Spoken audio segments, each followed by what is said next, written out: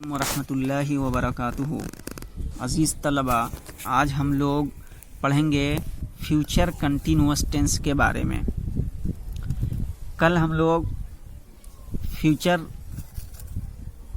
Indefinite tennis کے بارے میں پڑھ رہے تھے، لیکن آج ہمیں جو پڑھنا ہے وہ فیوچر کنٹینیوس ٹینس ہے۔ آئیے سب سے پہلے ہم فیوچر کنٹینیوس ٹینس کو دیکھتے ہیں کہ اس کو اردو میں کیا کہتے ہیں۔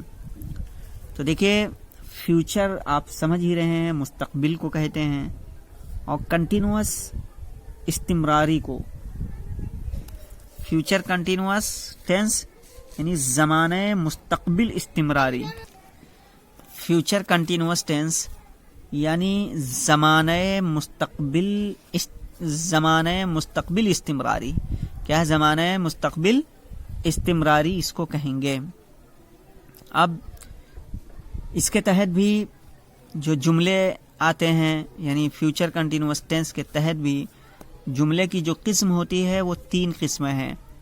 ایک ہے افرمیٹیو سینٹینسز، یعنی فیوچر کنٹینیوس ٹینس کے افرمیٹیو سینٹینسز، اور دوسری قسم ہوگی فیوچر کنٹینیوس ٹینس کے نیگیٹو سینٹینسز، یعنی منفی جملے، اور تیسری قسم ہوگی فیوچر کنٹینیوس ٹینس کے انٹروگیٹو سینٹینسز، یعنی کہ زمانہ مستقبل استمراری کے سوالیہ جملے۔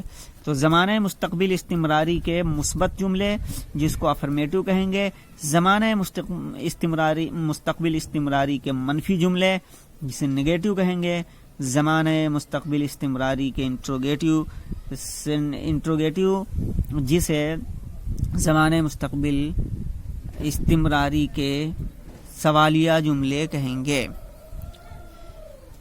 آئیے اب اسی کے بارے میں ہم تفصیل سے جانتے ہیں۔ سب سے پہلے ہم تعریف کو جان لیتے ہیں، یعنی فیوچر کنٹینیوس ٹینس کہتے کسے ہیں، اس کی پریبھاشا اور تعریف کیا ہے۔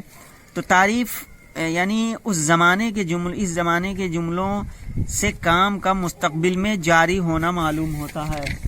کام کا مستقبل میں جاری ہونا معلوم ہوتا ہے۔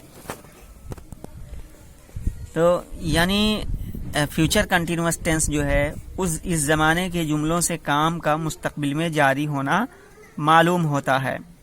کیا ہے؟ کام کا مستقبل میں جاری ہونا معلوم ہوتا ہے، لیکن کام کے جاری رہنے کی مدت نہیں دی جاتی ہے، اس میں وقت کو نہیں بتایا جاتا ہے۔ اور اس کی پہچان کیا ہوگی، یعنی تعریف جاننے کے بعد میں اس کی پہچان کیا ہوگی؟ تو اس کی پہچان کے سلسلے میں یعنی ان جملوں کے آخر میں کیا ہوگا؟ رہا ہوگا، رہی ہوگی، رہے ہوں گے وغیرہ الفاظ آتے ہیں جس کو کہ آپ اردو جملے یا ہندی جملے کے آخر میں دیکھ کر یہ پہچان جائیں گے کہ یہ یعنی فیوچر کنٹینیوس ٹینس کے جملے ہیں۔ اب آئیے ان کا قاعدہ ہم دیکھتے ہیں۔ اس کا قاعدہ کیا ہوگا؟ یعنی سب سے پہلے ہم افرمیٹیو کا دیکھیں گے۔ دیکھیے کتاب میں اپنے مستقبل میں جاری رہنے والے کاموں کا ترجمہ فیوچر کنٹینیوس ٹینس میں کرتے ہیں۔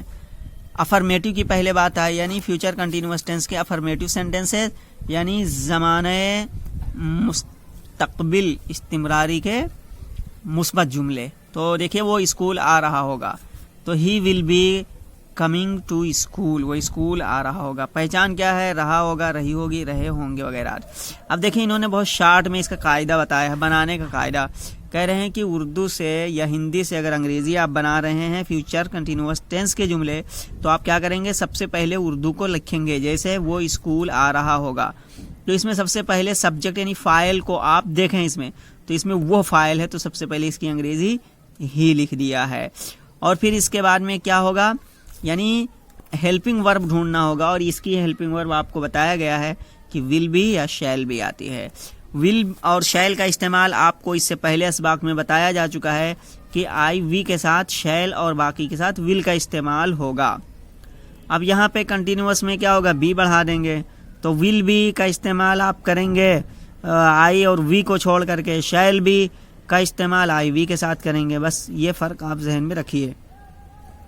تو دیکھیں سب سے انہوں نے قاعدے میں جو بتایا، سب سے پہلے سبجیکٹ، اس اردو جملے سے آپ سبجیکٹ چھانٹیے، جسے ہی لکھ دیا۔ اس کے بعد میں ہیلپنگ وربس اس سبجیکٹ کے مطابق ول بی ہو گیا، اور پھر ورب کے فرسٹ فارم میں آئی این جی لگائیں گے۔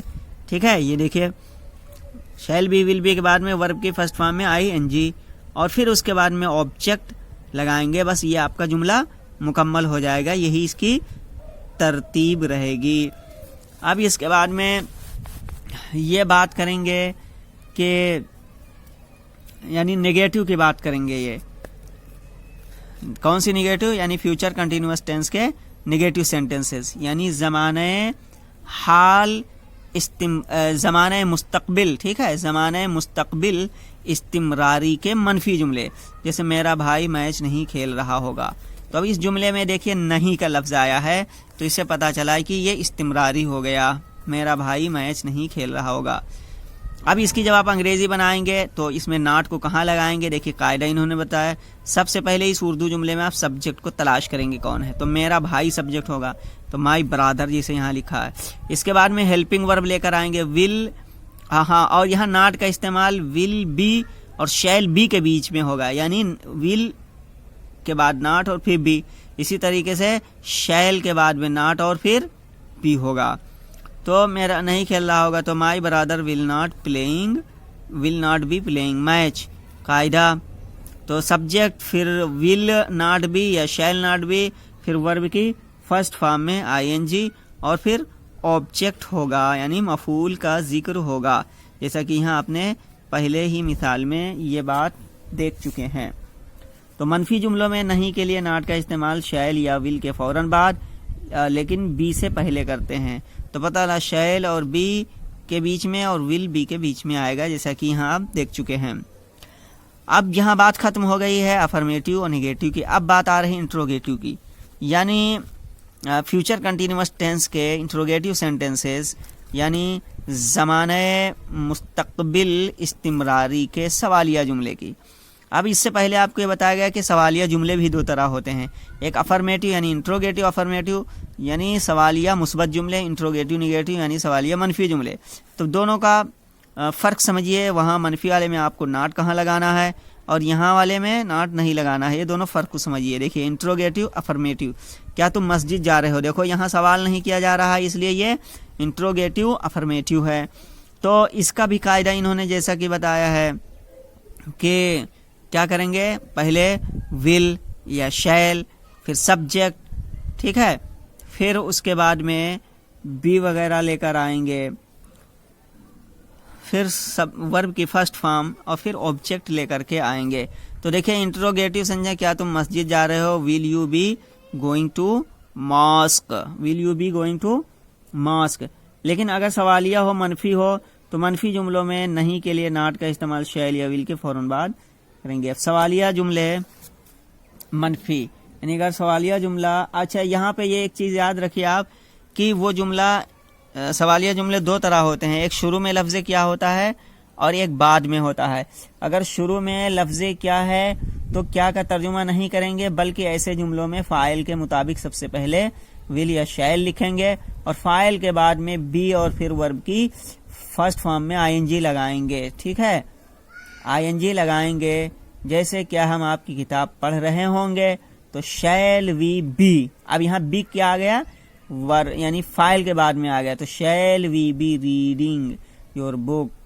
کیا وہ تمہاری مدد نہیں کر رہے ہوں گے؟ Will they not be helping.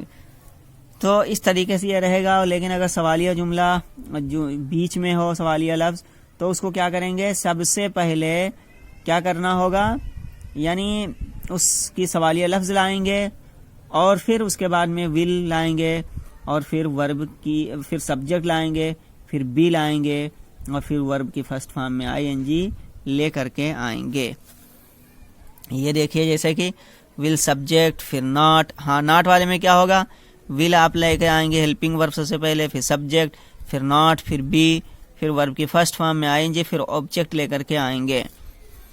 تو اس کی یہ ترتیب ہوگی جو بات آپ کے سامنے آئی ہے. نوٹ اس ٹینس کے معاون فعل یہ ہیں یعنی ول بی، شیل بی. اس طرح اگر انگریزی جملوں میں ول بی اور شیل بی کے ساتھ ورب کا آئی این جی فارم کا استعمال کیا گیا ہو تو ایسی صورت میں اس کا ترجمہ رہا ہوگا سے کیا جائے گا.